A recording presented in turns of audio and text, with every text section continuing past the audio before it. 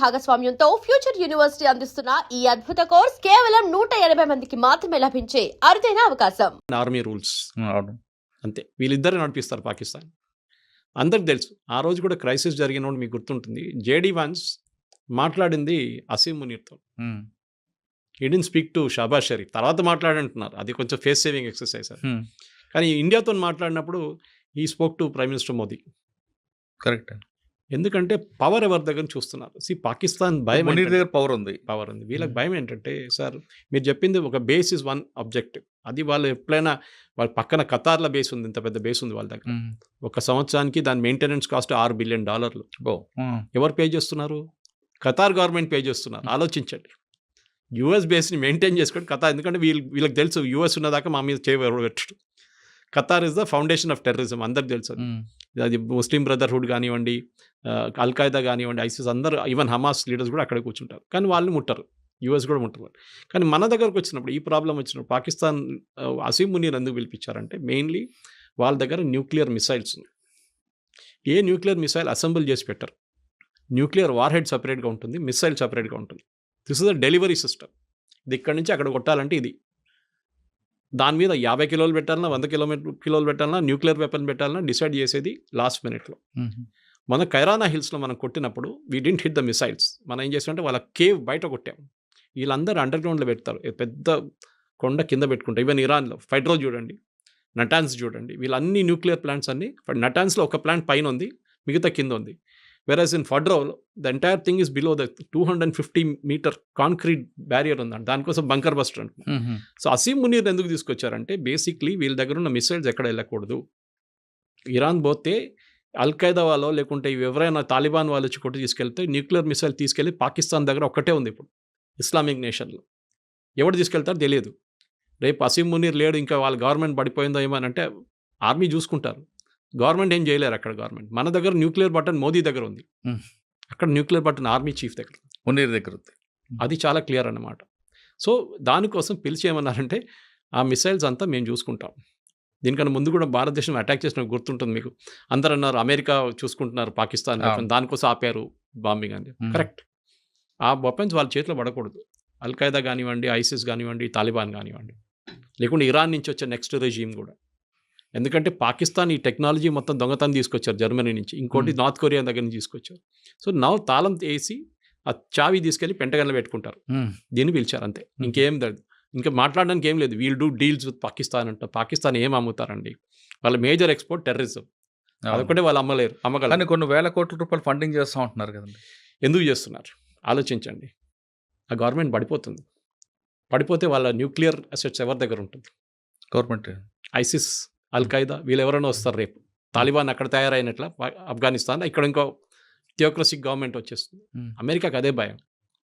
దానికోసం ఇప్పుడు కాదు, ముందు నుంచే సోవియట్ యూనియన్ ఉన్నప్పటి నుంచి సపోర్ట్ చేస్తుంది దానికే వాళ్ళు. ఎందుకంటే ఎట్లయినా వీళ్ళు ఇక్కడ వీళ్ళ దగ్గర ఉన్న ఈ అసెట్స్ ఎక్కడ ఈ ఇస్లామిక్ టెర్రరిస్ట్ దగ్గర వెళ్ళకూడదు. మిసైల్ అయితే నాకు ప్రాబ్లం లేదు, కానీ న్యూక్లియర్ తీసుకొచ్చి ఒక న్యూయార్క్లో పడేస్తే నెక్స్ట్ 5,000-10,000 సంవత్సరాలు న్యూయార్క్లో ఎవరు ఉండలేరు. సో అమెరికా చాలా భయం ఉంది దాని మీద అన్నమాట. వీళ్ళు స్టేబుల్ నేషన్ కాదు సార్, మనలా కాదు. మన దగ్గర స్టేబుల్ నేషన్. మనం ఒక డెమోక్రటిక్ పార్టీ ఉంది, మన ఎలక్షన్ నడుస్తుంది, ఆర్మీ ఉన్నారు, ఎయిర్ ఫోర్స్, అంతా ప్రొఫెషనల్ సిస్టమ్. వాళ్ళ దగ్గర ప్రొఫెషనల్ కాదు. ఈ ఆర్మీ చీఫ్లు కానీ ఎయిర్ ఫోర్స్ చీఫ్ పాకిస్తాన్లో ఫస్ట్ రాగానే లండన్లో ఒక పెద్ద ఇల్లు తీసుకుంటాడు. వాళ్ళకి అమెరికా ఫండింగ్ ఎవరైనా ఇస్తారు దానికి. వాళ్ళ పిల్లల్ని ఆక్స్ఫర్డ్, కేంబ్రిడ్జ్ పంపిస్తారు, లేకుంటే MIT పంపిస్తారు. మీరు చూడండి, every Pakistani general from Yahya Khan to Pervez Musharraf to general Zia ul Haq అందరు ఇదే చేశారు. మన దగ్గర ఉన్న కశ్మీరీ పొలిటీషియన్స్ కూడా ఇదే చేస్తారు. ఒమర్ అబ్దుల్లా, ఫరూక్ అబ్దుల్లాకి లండన్లో ఇల్లు ఉన్నాయి, పెద్ద ఇల్లు ఉన్నాయి. వాళ్ళ పిల్లలంతా బయట చదువుకున్నారు. సో వాళ్ళకి టెండెన్సీ ఉంది. అది దాన్ని కంట్రోల్ చేయడం మొత్తం US చేతిలో ఉందన్నమాట. ఇప్పుడు కాదు, ముందు నుంచి. That is exactly what Trump did. కొత్తది ఏం లేదు దాంట్లో. మోదీ గారిని పిలిచారు కదా డిన్నర్కి. ఈయన లంచ్ పిలిచినంత మోదీ గారు డిన్నర్కి పిలిచి నేను రానలేపో అని చెప్పేసి వచ్చేసాను. ఆయన పూరి వచ్చారు. Ego problem. అరే నువ్వు వాడిని పిలుస్తున్నావు, మమ్మల్ని ఈక్వల్ చేస్తున్నావా? Is only an army chief. వాడు కావాలని చెప్పి వాడే మెడల్ వేసుకున్నాడు ఫీల్డ్ మార్షల్ అని చెప్పి. సార్ ఫైనల్గా చెప్పండి, సోనియా గాంధీ గారి స్టేట్మెంట్ మాత్రం కేవలం ఎలక్షన్ చూడాలంట. అంతే అంతే, ఇంకే లేదు. ఇప్పుడు కాదు కదా, అంటే అటు తిరిగి ఇటు తిరిగి మన దేశంలో 2 పార్టీలు విభేదాలు రావా? కొత్తదేం కాదు కదా సార్. ఇప్పుడు సోనియా గాంధీ స్టేట్మెంట్ మీద కూడా మోడీ గారు ఇంకా వేరే వాళ్ళు కామెంట్ చేస్తారు. ఇది ఒక వార్ నడుస్తుంది. ఇప్పుడు ఇన్సైడ్ వార్. మోదీ గారు కామెంట్ చేయరు. మోడీ గారు మోదీ కాకపోయినా గారు పార్టీ టీం వాళ్ళు చేస్తారు. ఎవరికొరకు మోదీ గారు ఐటీ టీం ఉన్నారు, వాళ్ళ అమిత్ మాల్వియా లాంటి ఉన్నారు, వాళ్ళు కామెంట్ చేస్తారు. చేస్తారు. డెఫినెట్ కామెంట్ చేస్తారు. పొలిటికల్ వార్ అవుద్ది అక్కడ. పొలిటికల్ అని కాదు, మీరు ముస్లిం ఓట్ కోసం చేస్తున్నారు. నేను ఎప్పుడు రాసిస్తాను మీకు ఆ ట్వీట్ ఏముంటుందని. మీరు ముస్లిం ఓట్ల కోసం చేస్తున్నారు, మీరు అసలు దాని కానీ ఇరాన్తో ఉన్న రిలేషన్షిప్లో ఇప్పుడు బీజేపీ ఒఫీషియల్గా ఏం మాట్లాడరు. బికాస్ వాళ్ళకి తెలియదు ఈ గవర్నమెంట్ ఉంటుందో పోతుందో అని. పోతే ప్రాబ్లం లేదు, ఉంటే మనకు ఆ పోర్ట్ కావాలి, షబార్ పోర్ట్. పెద్ద ప్రాబ్లం అవుతుంది మనకి. Next third is oil. మన ఇరాన్ దగ్గర నుంచి బ్యాన్ పెట్టే ముందు యుఎస్ బ్యాన్ పెట్టేదాకా మన ఆయిల్ వాళ్ళ దగ్గర కొంటుండే, అది కూడా రూపీ పేమెంట్లో. ఎందుకంటే మొత్తం బ్యాంకింగ్ సిస్టమ్ నుంచి బ్యాన్ చేసి పడేశారు యుఎస్. సో రూపీ పేమెంట్ ఇచ్చి మనం తెచ్చుకున్నాం. దాని తర్వాత బియ్యం తీసుకున్నారు మన దగ్గర నుంచి. బియ్యం తీసుకొని మనకు క్రూడ్ ఆయిల్ ఇచ్చారు. సార్ ఇప్పుడు ఈ వార్ చూస్తుంటే కొంతకాలం ఎప్పటికైనా ఆగే కనిపిస్తుందా, లేదంటే దీనివల్ల ఇంకొంచెం ముందుకెళ్ళే అవకాశం ఉందా? అల్టిమేట్గా ఏమైనా ఫ్యూల్ రేట్ పెరిగే అవకాశం ఉంటుంది? క్రూడ్ ఆయిల్ రేట్ ఎప్పుడు పెరగదండి. ఒకటి, క్రూడ్ ఆయిల్ ఎప్పుడు రేపటికొసి వాళ్ళు కొనం మనం. ఒక ఇయర్లీ కాంట్రాక్ట్ ఉంటుంది. ఓకే, అది మొత్తం మన 1 yearకి కాంట్రాక్ట్ సైన్ చేసుకుంటాం. అది ఎవరైనా ఉన్నాయి, సౌదీ అరామ్కోతోనో లేకుంటే వెనిజువేలాతోనో. ఇప్పుడు యూఎస్ వాళ్ళు కూడా సప్లై చేస్తున్నారు మనకి. ఇరాన్ మన దగ్గర ఐ థింక్ మనం లెస్ దాన్ అసలు కొనట్లేదు ఇరాన్ దగ్గర నుంచి, బ్యాన్ ఉన్న దానికి. ప్రాబ్లం ఎక్కడ వస్తుందంటే స్ట్రేట్ ఆఫ్ హార్మూజ్ అని ఉంది, మీరు చూసుంటారు. ఆ ఇరాన్ పక్క నుంచి, ఇరాక్ పక్క నుంచి వచ్చే ఒక స్ట్రేట్ ఆఫ్ హార్మూజ్ ఉంది, చిన్న వాటర్వే. అక్కడి నుంచి చాలా ఈ పెద్ద పెద్ద cargo ships, oil ships, container ships అక్కడి నుంచి ట్రావెల్ అవుతుంది. అది ఎక్కడైనా బ్లాక్ అయితే, అక్కడైనా బాంబ్ జరిగితే then definitely they will be an impact. కానీ మన దగ్గర స్ట్రాటజిక్ ఆయిల్ రిజర్వ్స్ అని మోదీ గారు గవర్నమెంట్ వచ్చేకన్నా ముందు మన్మోహన్ సింగ్ గవర్నమెంట్ నుంచి స్టార్ట్ చేశారు. మోదీ గవర్నమెంట్ తర్వాత ఇంప్లిమెంట్ చేస్తారు. స్ట్రాటజిక్ ఆయిల్ రిజర్వ్స్ ఏంటంటే మనకు ఒకటి వైజాగ్ వైపు ఒకటి, లొకేషన్ చెప్పట్లేదు గవర్నమెంట్, ఇంకోటి మ్యాంగ్లూర్ వైపు ఒకటి పెద్ద రిజర్వ్ ఉంది అండర్ గ్రౌండ్. మీరు ఆలోచించకుండా పెట్రోల్ బంక్కి వెళ్తే మన ఒక అండర్ గ్రౌండ్ రిజర్వ్ ఉంటుంది, దాంట్లో 2000-3000 లీటర్లు ఉంటుంది. ఇది 1,00,000 లీటర్లు ఉంటుంది అన్నమాట under ground tanks. Under ground tanks ఏం చేస్తారంటే ఆయిల్ రేట్ తగ్గిన టైంలో తీసుకొచ్చి దాంట్లో పడేస్తారు. ఆయిల్ రేట్ ఎంత పెరిగినా కానీ ఒక 3 నెలలు నడిచిపోతుంది మనకు. దానికి ఆ రిజర్వ్ మళ్ళీ రీఫైన్ చేసుకొని మనం యూజ్ చేసుకోవచ్చు. సో మన దగ్గర స్ట్రాటజిక్ రిజర్వ్స్ ఉంది. ఈవెన్ యూఎస్ మెయింటైన్ చేస్తారు.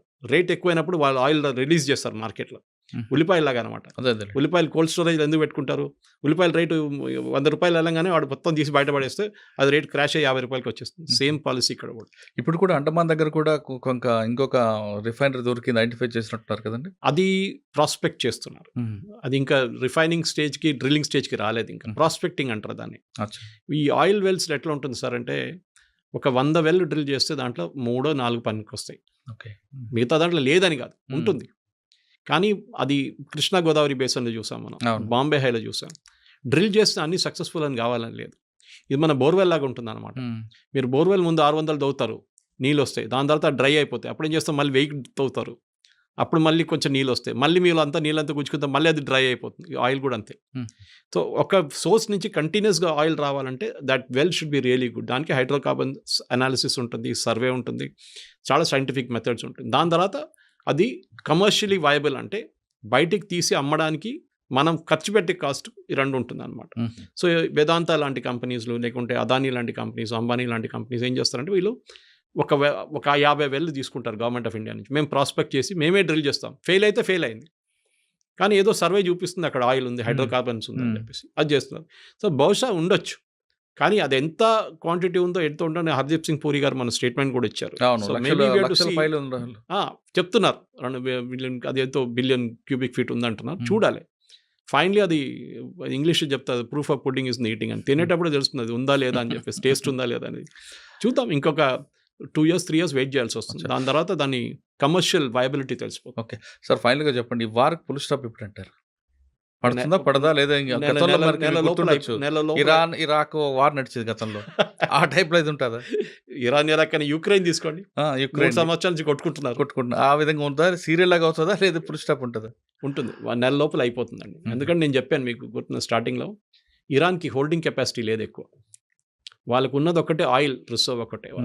మిసైల్ రిజర్వ్ కూడా వాళ్ళు తగ్గిపోతుంది వాళ్ళది. ఓకే, హూతీలు సపోర్ట్ చేయట్లేదు, హెజ్బుల్లా సపోర్ట్ చేయట్లేదు, హమాస్ సపోర్ట్ చేయట్లేదు. వాళ్ళు ఇప్పుడు ఏం చేయాలి, వాళ్ళు కంప్లీట్లీ ఐసోలేట్ అయిపోయారు. యూఎస్ ఏమో ప్రెషర్ పెట్టినారు దానికోసం. ట్రంప్ ఏం చెప్పారు, నేను 2 వారాలు టైం ఇస్తానని చెప్పారు. 2 రోజులు కాదు. 2 వారాలు. So think over it. ఈ 2 వారాల్లో వాళ్ళ దగ్గర మొత్తం అన్ని మిసైల్స్ అయిపోతుంది క్వాంటిటీ. లాంచింగ్ సైట్స్ని ఇజ్రాయెల్ కొడుతున్నారు. వాడు బయటికి తీసుకొచ్చి లాంచింగ్ సైట్ పెట్టగానే మన దివాళీ పటాకకి బాటిల్ పెడతాం చూడండి, పెట్టంగానే దాంట్లో రాకెట్ పెట్టే ముందు ఆ బాటిల్ కొట్టేస్తున్నాడు. అది వీళ్ళు చేస్తున్నారు అనమాట. So definitely by in another 10-15 డేస్లో ఇరాన్ కంప్లీట్గా సరెండర్ అయిపోతారు, లేకుంటే దే విల్ స్టాప్ ఫైరింగ్ అంతే. సరే, ఆ విధంగా తీసుకొస్తారా? లేదు ఒక డిప్లొమాటిక్గా మేమే వెనక్కి తగ్గుతున్నాం అని అంటారు. అదంతా పాకిస్తాన్ ఏం చెప్పారండి, వాళ్ళే ఫస్ట్ ఫోన్ కాల్ చేసి మేము సీజ్ఫైర్ కావాలన్నారు. అవును, దాని తర్వాత మాట్లాడలేదు. ఇప్పుడు ఎవరు చెప్పారు? అదే ఎంఓలోకి వస్తారు వీళ్ళు కూడా. They have to face saving exercise అంటారు ఇంగ్లీష్లో. మేము ఓడిపోలేదు, మేము కొంచెం వాళ్ళ భయపడతారు ఇజ్రాయెల్ వాళ్ళు.